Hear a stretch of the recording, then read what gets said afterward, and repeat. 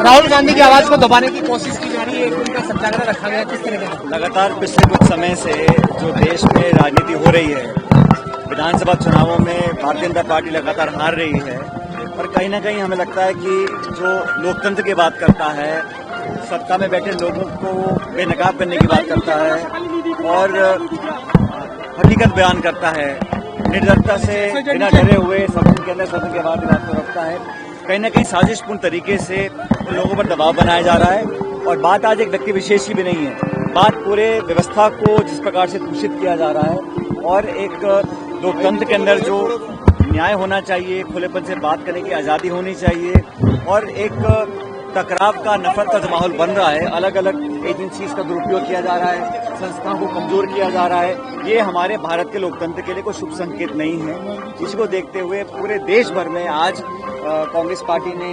ये एक दिन का मौन व्रत रखा है, देश के लोगों को जागरूक करने के लिए ये संदेश जन जन तक पहुंचे कि लोकतंत्र में जो हमारी आस्था है वो बरकरार रहे। और राहुल गांधी जी ने हमेशा ही प्यार की, अहिंसा की, लोकतंत्र की मजबूती की, लोगों को जोड़ने की बात करी है। उनको भी टारगेट कर जिस तरह का उनके साथ जो घटनाक्रम बीता है वो हम सबके सामने है, लेकिन हम लोग पीछे हटने वाले नहीं हैं, अपनी बात को मजबूती से रखेंगे, हर मोर्चे पर सामना करेंगे और जनता के बीच में जाएंगे, क्यों अंततः लोकतंत्र में जनता और वोट सबसे बड़ी ताकत है। और मुझे लगता है कि लोगों का जो आज मन हटा है भाजपा की केंद्र की सरकार से, उसका भी लाभ कहीं ना कहीं कांग्रेस पार्टी को मिलेगा। सर, चुनाव में, विधानसभा चुनाव में किस तरह चुनाव लड़ेगी पार्टी, संगठित होकर या बैठक भी होगी? दिल्ली के अंदर खड़गे जी ने, राहुल गांधी जी ने एक मीटिंग बुलाई थी, प्रदेश के सब नेता वहां मौजूद थे और सबने मिलकर निर्णय लिया है कि इस बार हम इस परिपाटी को तोड़ेंगे, कांग्रेस की सरकार रिपीट यहाँ पर होगी। भाजपा के अंदर जो बिखराव है, जो आपस में सर फुटबॉल मची हुई है, सब देख रही है और मैं ऐसा मानता हूँ कि संगठन और सत्ता अगर मिलकर हम लोग काम करेंगे तो 25 साल का जो एक क्रम चल रहा है इसको हम तोड़ सकते हैं। जैसा वेणुगोपाल जी ने कहा, मिलकर चुनाव लड़ेंगे और हम मिलकर ही चुनाव जीत भी सकते हैं, ऐसा मैं मानता हूँ।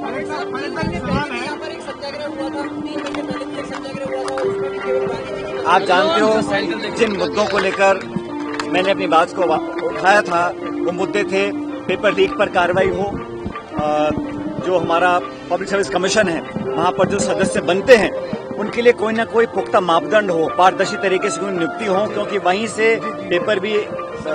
सेट होते हैं, इंटरव्यू भी होते हैं। इसलिए मैंने पेपर लीक के ऊपर जो बात रखी थी, आरपीएससी मेंबरशिप जो हमारे मेंबर बनते हैं उनकी सदस्यता कैसे बनी जाए, क्या मापदंड तय किए जाए, उस बात रखी थी और करप्शन को लेकर मैंने बात रखी थी। तो तीनों बातों पर पार्टी सरकार में सहमति है और आने वाले सत्र के अंदर इस पर नियम कानून भी बनेंगे। प्रदेश की सरकार इन दोनों मुद्दों पर निराकरण करके आगे का रास्ता रखेगी ताकि नौजवानों का भविष्य सुरक्षित रहे। हम सबकी प्राथमिकता है कि इस देश प्रदेश के नौजवान जो पढ़े लिखे हैं, शिक्षित हैं, जो अपने आप को कहीं अंधकार में देखते हैं, उनके अंदर एक मन में विश्वास जागे और पेपर लीक का जो ये प्रकरण चल रहा है इसको समाप्त किया जाए, लोगों को सजा दी जाए, सख्त कानून बनाकर उनको दंडित करने का काम किया जाए। कोई कितना भी बड़ा हो उस तक सरकार के हाथ पहुंच सकें, ये इस कानून के माध्यम से संभव हो सकेगा। और जो मेंबरशिप है आरपीएससी की, उसमें भी कहीं ना कहीं अच्छे लोगों की नियुक्ति के लिए हमेशा के लिए कानून ऐसा बन जाए कि कहीं कोई उंगली न उठा सके। और करप्शन को लेकर जो जांच की मांग मैंने रखी थी उसको बहुत जल्द पूरा किया जाए।